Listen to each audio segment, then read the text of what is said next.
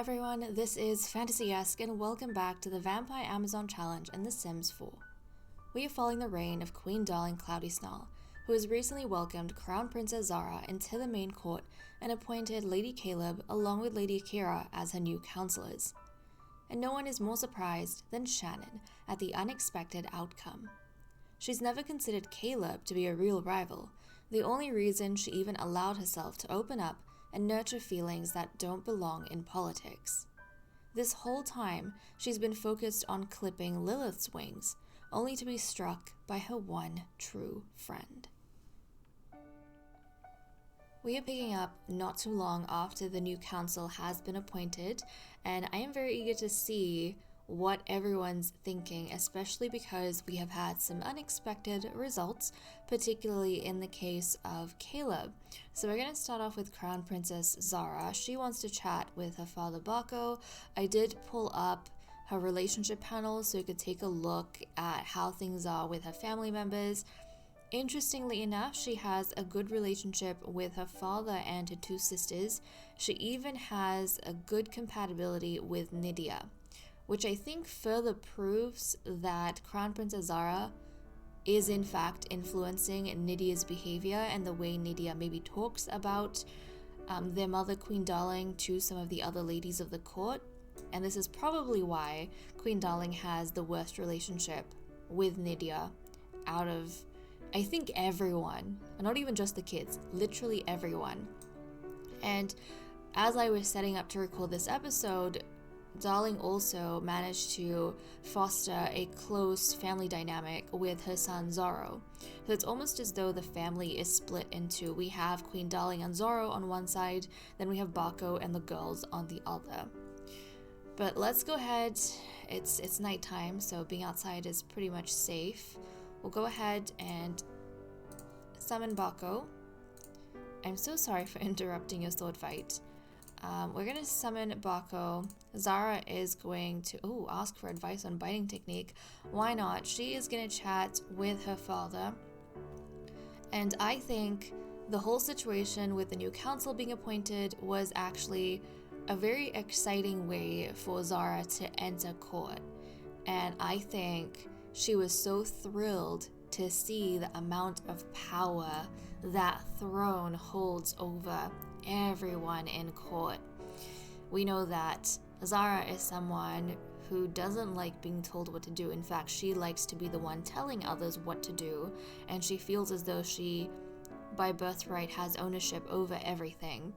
So the fact that Queen Darling is trying to make life plans for her, I think, is grating on Zara's nerves. And even though she doesn't get along well with her mother, I feel as though witnessing the new council being appointed and how much it was kind of shaking up some of the other ladies like Shannon really has Zara excited, because she knows that one day that is going to be in store for her. She's going to be in line for that throne that holds immense power. So things are exciting for her. And no, Zorro, we are not going anywhere. Clean or repair something. Who do we have currently, Zara doesn't count as a lower member of court. She has the same amount of influence as the counselors right now. So lower members of court would be Shannon and Lilith. And Lilith, in fact, is the youngest as well. So do we even have anything to clean? We don't really have anything to clean or repair. Let's just clean that up.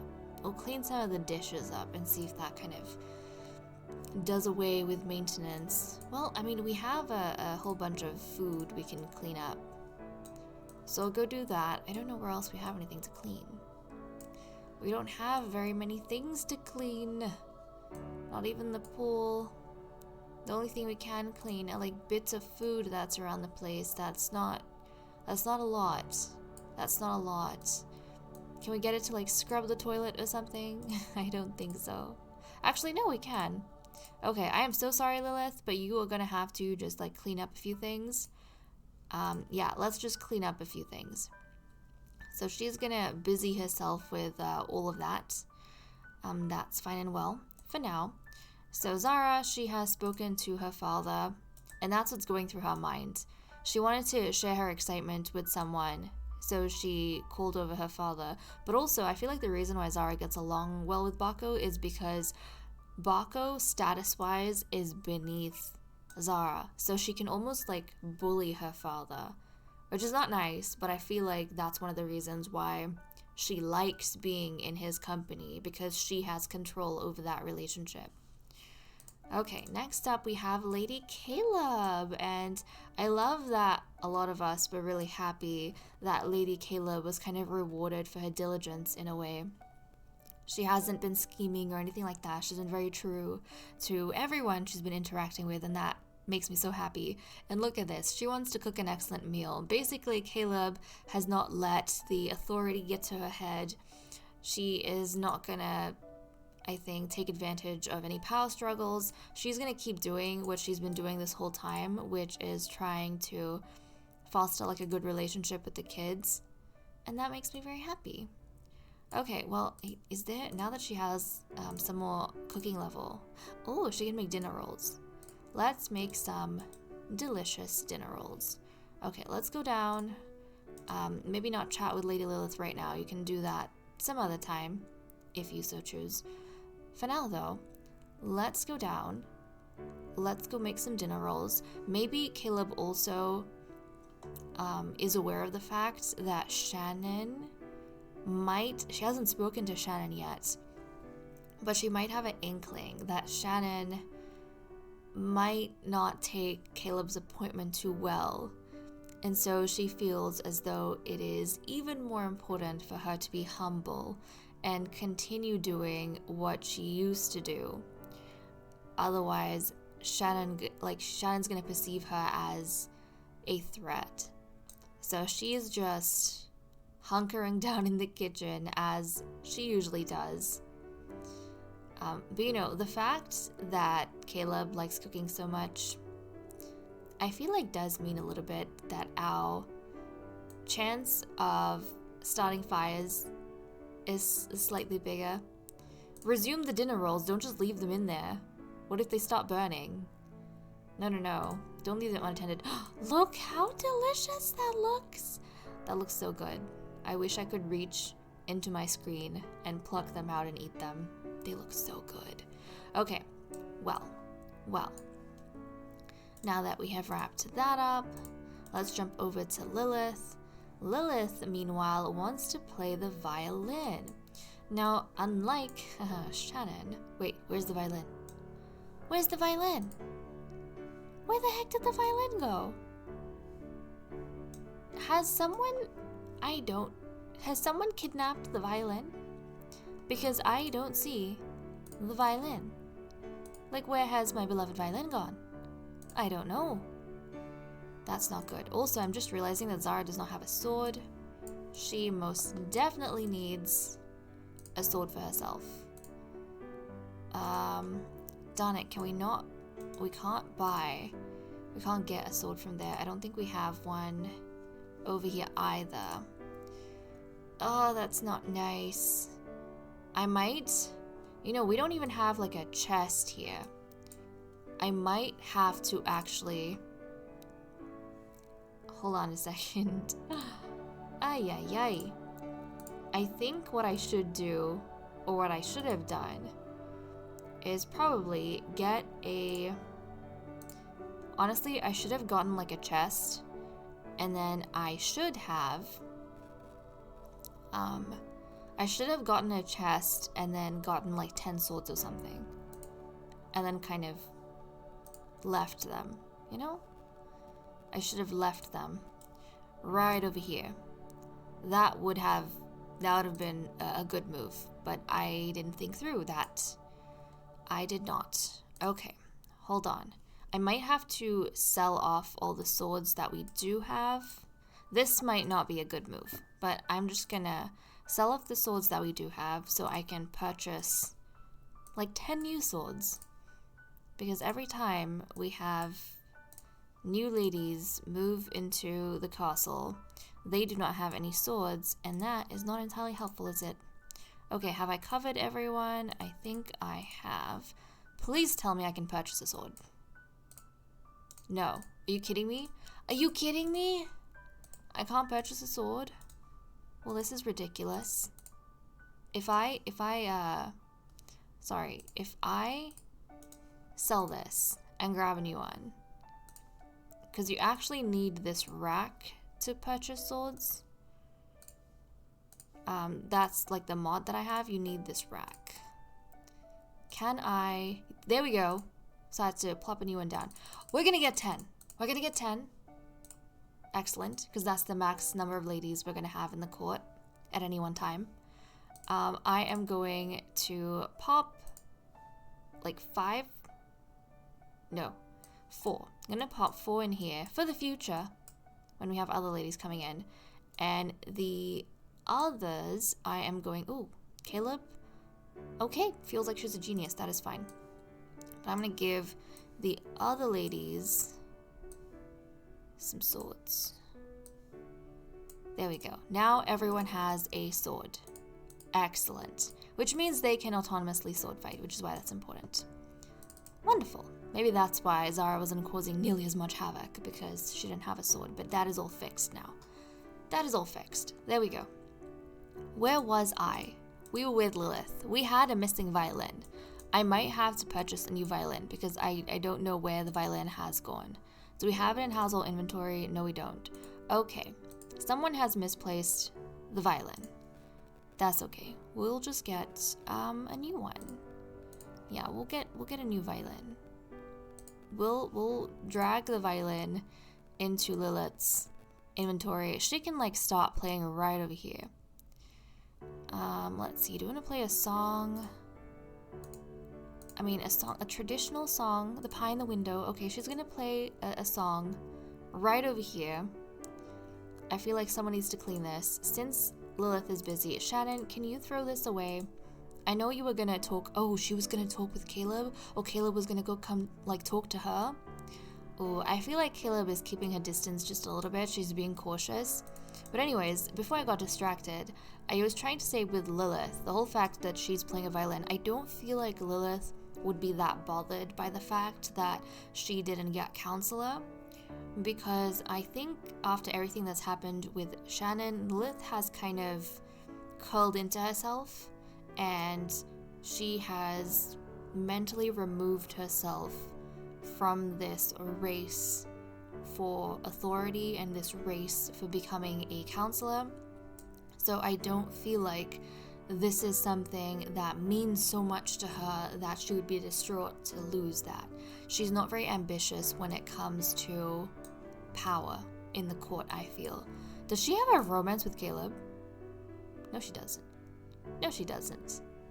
There is no romance with Caleb. I freaked out for a second. No, that was from Caleb and Shannon. Okay, good to know.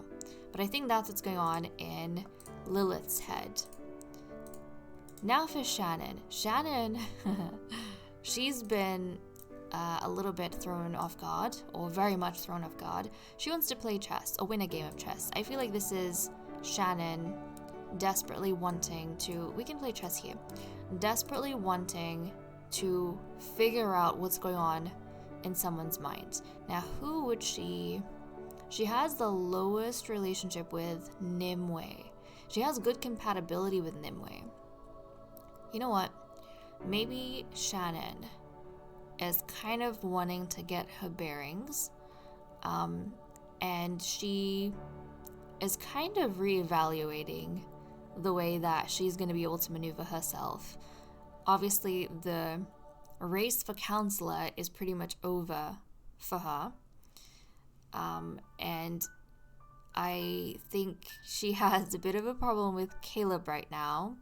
But since Nimue has recently aged up as well, I think she's wanting to know how Nimue has kind of turned out, the type of person that Nimue is in relation to her sisters, and maybe whether or not she might be able to manipulate anything there. So Shannon, she wants to actually play chess with Nimue. She's curious about the new princess. And this is going to kind of help her understand the family dynamic a little bit better. Also, it is good to note that right now, I think Nimue has the most balanced relationship with all her family members. I'm pretty sure she has a good relationship with her parents, like both parents, and all her siblings. So this might be a good way for Shannon to be able to get like an insider scoop of what's going on in the Queen's family. And that way she can make herself maybe more available to Queen Darling in a way that the other ladies are not, because they don't know the full depth of the chaos that's happening in the royal family. Right now, Nimue is kind of Shannon's in to all of that. She's the bridge between the two sides of her family. So I think that is most definitely what Shannon is doing right now. So okay, she's going to continue playing chess with the princess. So there we go. I love that Zara is continuing to hang around. Very, very nice. Very, very nice. And we have Akira chatting with Queen Darling.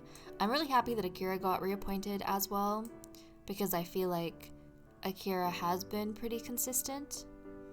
And you know what? I feel like emotionally Akira was very unstable when Billy and Miko were alive.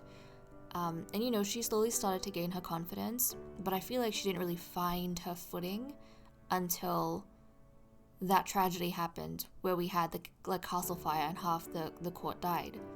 I feel like in a way losing her support made Akira grow up very quickly and mature very quickly and wisen up. And I think she has been carrying the bearing of both Billy and Miko in a lot of what she does. She's trying to be caring like Miko was, but she's also being like authoritative like Billy was, and smart, intelligent like Billy was. So that's kind of nice to see. Okay, you guys are still chatting, but I am going to consider this game completed and I'll kind of let them play it out. Okay, Akira wants to share insecurities. Okay, let's see who she has the closest relationship with right now. So she has a 40 with Lilith, she has a 37 with Caleb, she has a 50 with Princess Zara, a 72 with Shannon, a 70 with Darling. Guys, so many unexpected things. So for the first time, Akira is actually going to be sharing her insecurities with Shannon. So even though Shannon did not manage to get close enough to the Queen to be appointed counselor, she has obviously been making an effort to kind of wiggle in to the inner circle of some of the other ladies, and it has succeeded with Akira at least. She has surpassed the Queen's relationship with Akira. Okay, well, Akira's gonna go to Shannon and she's gonna share insecurities, but I think what would happen is that Akira would kind of note the fact. I mean, she realizes that Shannon has been acting immaturely, but she also remembers the fact that Shannon helped raise the youngsters, like she helped raise Zuleika and Zara, and therefore she probably knows the most about them too. And Akira is just seeing her like playing chess with Princess Nimue, so she feels as though Shannon is more so the right person to talk about this. The fact that Akira has some concerns about Zuleika and Zara. I mean, she's always had a good relationship with her daughter, and she's also had a good relationship with the Crown Princess. But she always assumed that they got along with each other, or that they would get along with each other, and there was a point in time when Akira was hoping to marry her daughter Zuleika to Crown Princess Zara.